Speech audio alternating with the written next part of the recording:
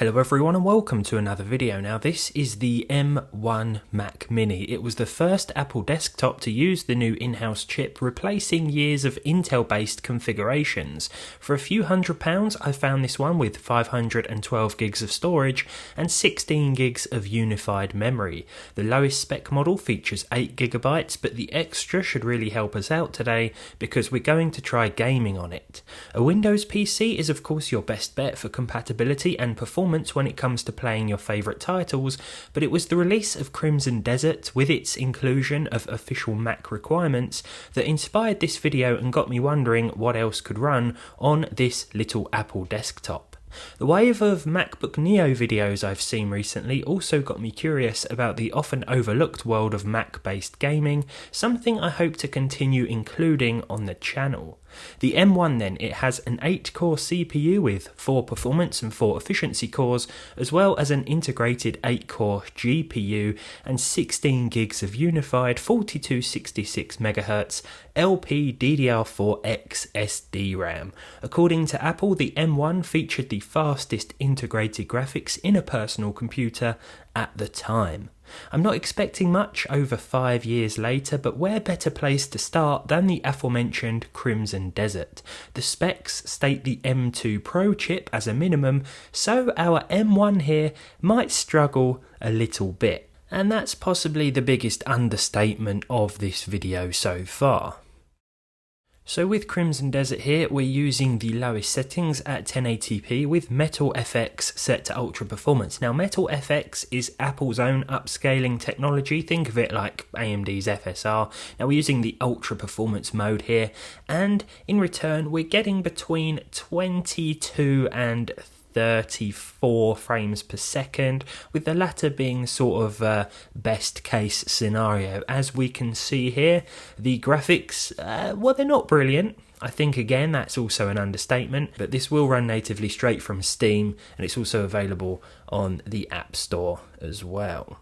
Next up we have Baldur's Gate 3 at 1080p with the low preset. Now we do have to use upscaling here, but the only option available to us is FSR 1.0, and this does look pretty bad even when we have the quality mode selected like we do in this example. Now this is going to run between 32 and 45 frames per second, often sitting around 35 frames per second in the busiest areas like you see on screen here. And if you want to play this on a Mac Mini M1, you certainly can do so straight from Steam as well, but it's not going to look very pretty is all I'm going to say. Now we don't just have to rely on whether a game is natively playable on a Mac, we can use other programs with translation layers and perhaps install Windows as well, but for this one I just wanted to stick to performance straight out of the box, as it were, see what games ran and how well they ran without doing any other tweaks.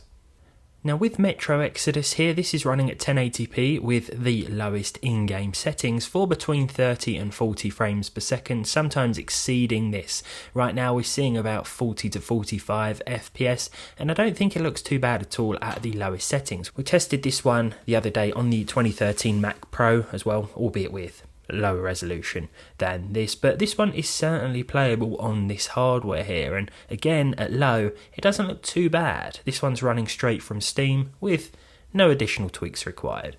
Shadow of the Tomb Raider here, again running straight from Steam with between 30 and 40 frames per second. We're using the low preset here, not the very low graphics, because that absolutely destroys the visuals and makes everything look like it's been drawn with a Sharpie, but here, yeah, it's not too bad at all. We're looking at about 35 to 40 FPS in this map. Don't think it looks too bad.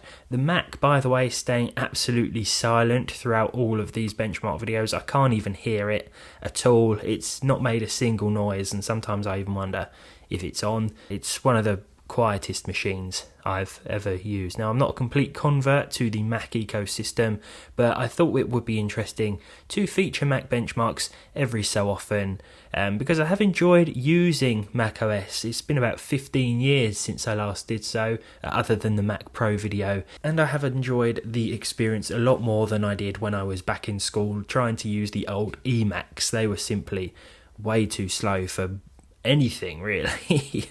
But they were old when I was at school, so they'd been there for some serious amount of time. Now, I have nothing but positive things to say about Minecraft. This has been downloaded straight from the official Minecraft site. All I had to do was sign into my Microsoft account and then run the Java version. I actually had less trouble with this than I do on my Windows computer. Just using it on Windows, for some reason it seems so tedious, like signing into the Xbox app and then that gives you some sort of error for some reason because it's the Xbox app, and then all of a sudden, you're 10 minutes in before you've even got into the game. That might not be a problem for everyone, just a personal experience. I seem to have more problems with that Xbox app than anything else, but that is a rant for another day. Yeah, here with the Apple M1 chip, 1080p here with the default fancy graphics for between 100 and 250 FPS most of the time. This looks good and it's running very nicely with no hiccups whatsoever. Lovely.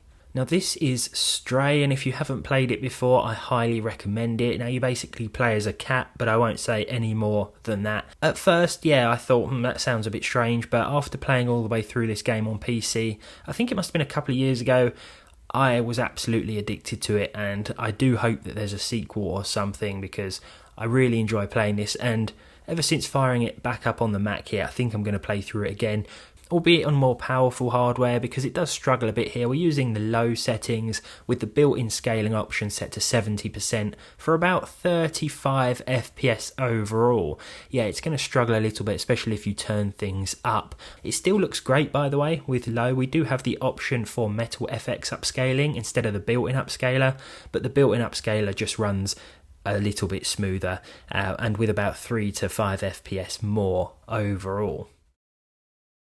Next up we have one of my all-time favourites, Sleeping Dogs. This is the definitive edition of the game. It's an older OpenGL title, I want to say, so I did think it would have a few problems on the Mac M1 chip here, and even at 720p with the lowest settings, it really isn't playable. We're looking at 20 to 25 frames per second. We will also have a few problems, or perhaps complete incompatibility with 32-bit titles as well. I have a lot of older games in my library that just say that they won't run. I'm not sure if that is actually the case, but that's worth an investigation on its own, I think. Yeah, here, Sleeping Dogs though, it's not good.